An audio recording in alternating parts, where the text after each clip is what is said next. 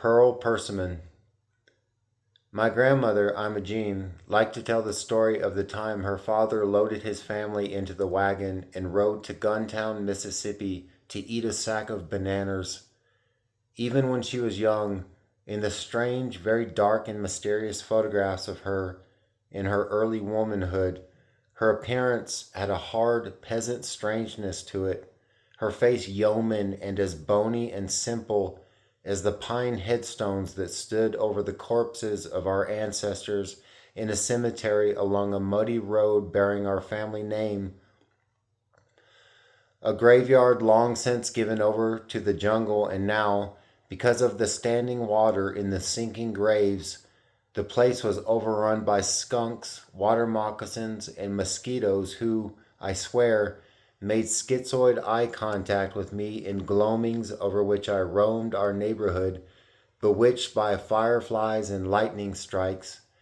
the fetuses of aborted tornadoes jet black in the sky in the distance, a phantasm with furious hips and can alacritousness, scandalizing the air with its grand narcotic relapse fantastic in aerial burials, malodorous and humongous cumulus structures tainted like gasoline-soaked brains with crazy malarias, funk hysterias.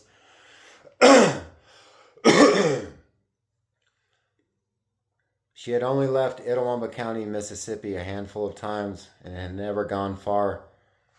She had thin, very dry, curly, light brown hair, the color of weak tea, cut short like a boy.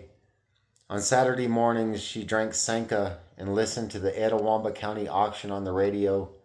I never understood her fascination with this confusing and pathetic radio program, which seemed like a confession by everyone who participated that they were drowning in junk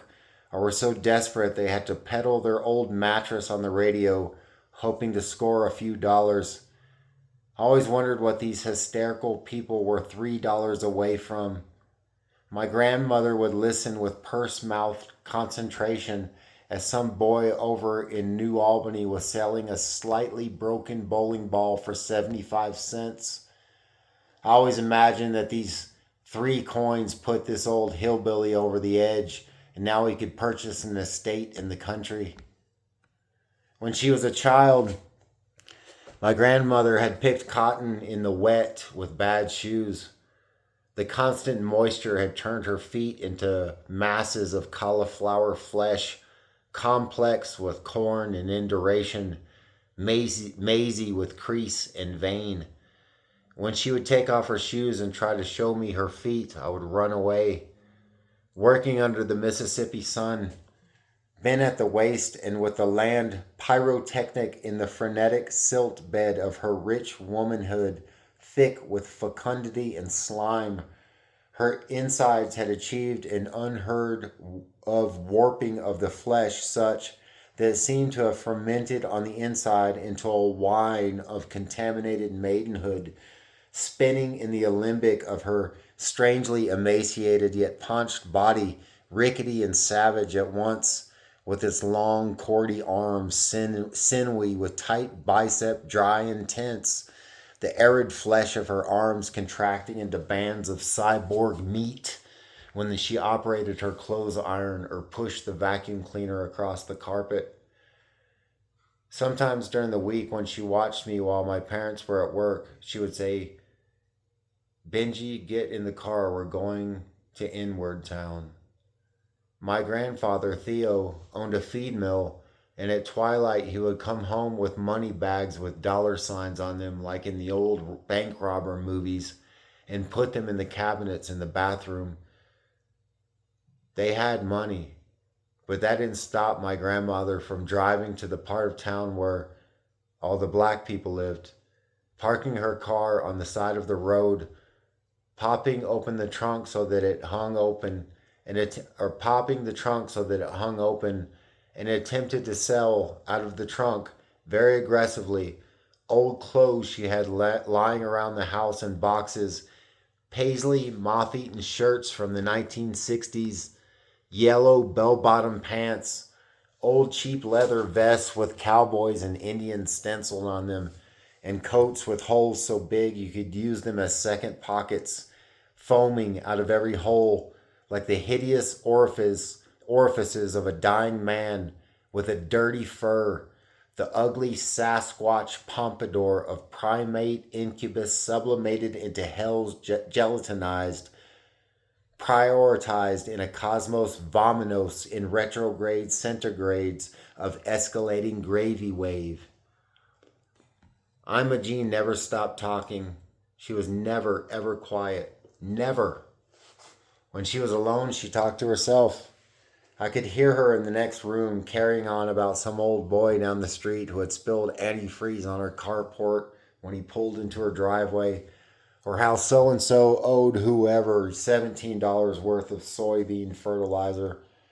If she ever laid eyes on someone she didn't recognize, she would get on the phone and circulate the man's description to the hillbilly women who lived up in the kudzu thickets around her house, which was enclosed in an orb of eerie darkness at all times. The exterior, I mean, the canopy of the great trees around there being like vast pavilions, stupas on which are carved the marvelous codicils of the tomes of the omniscient scribes of ruined Neptunes out beyond the perimeter of the known,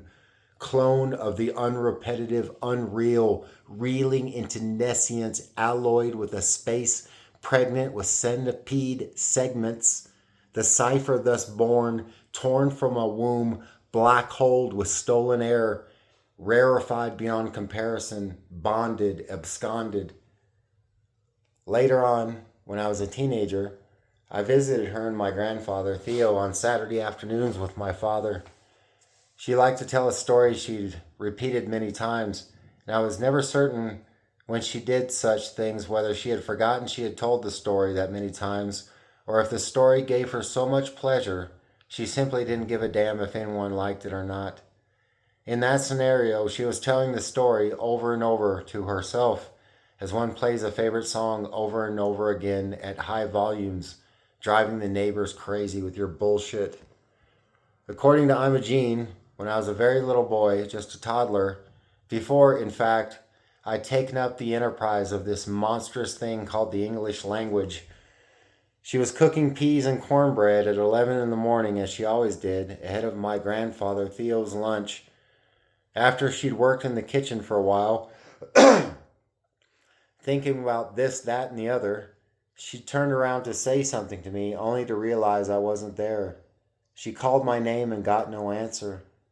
She set down the pan and left the kitchen and walked around the house looking for me, and she found me in the back of the house, in a seldom used room loaded with a lot of big, cheap furniture over which she'd thrown some bed sheets. I remember that room. Somehow, in a way I can't understand, but which I fully believe, the laws of acoustics had been upturned in that place, disfigured by wayward energies coursing like the blood of a living corpse through the house in lunatic helixes of bleeding electricity, hemorrhaging foam and fire. She found me sitting on the floor beside an old chair some old boy had made God knows when, which was minus the dozens of gold thumbtacks that the guy who built it had stuck around the border of it for aesthetic purposes. What was truly odd about the situation was what was going on with my face. I either looked like a squirrel with nuts in its cheeks or a little boy with 24 gold thumbtacks in his mouth. As she told the story, my grandmother's actions at this point were very sound. She approached me very slowly and gently, flashing that winning smile with its lone tooth and solemn isolation in her mouth, the keeper of the cave of her throat, a broken black shard in frightful upjut, shattered and myriad in the cold light, and smiling that smile that I still keep in my memory as one keeps a mistress which one doesn't defile with a touch. Rather, one sustains her in life and gives her her every wish, the only thing she giving in recompense being the wise, wry, lucid experience of her happiness, its verisimilitude measured on grand horoscopic scales of existence, She extended, my grandmother, her palm to me. One by one, my face breaking out into an awkward smile encumbered by the dozens of small sharp objects in my mouth that poked the inside of my cheeks like the tips of a graphite pencil, I spat out the thumbtacks, our eyes locked in a mischievous communion, my irises glowing like stones primordial on the beds of crystalline rivers, flowing without sound into nights of august silence, her eyes and mine flying in the air between us, our gaze hanging like the heavy mural of a pontiff on the space betwixt us. My eyes peeling in onion fecundity, my nose vibrating like a glass flute with the ice-cold zephyr of my breath, virginal and delicate as an ice shaving suspended in a void devoid of motion, the implosion of movement having occurred, hatching the cawing throat of the stillborn bird, contorted by the purloin abortion whose clothes-hanger torsion couldn't instill with twist and twine the omnibus will to kill my mind. If you like this kind of thing, please hit the like and subscribe button. I appreciate your interest.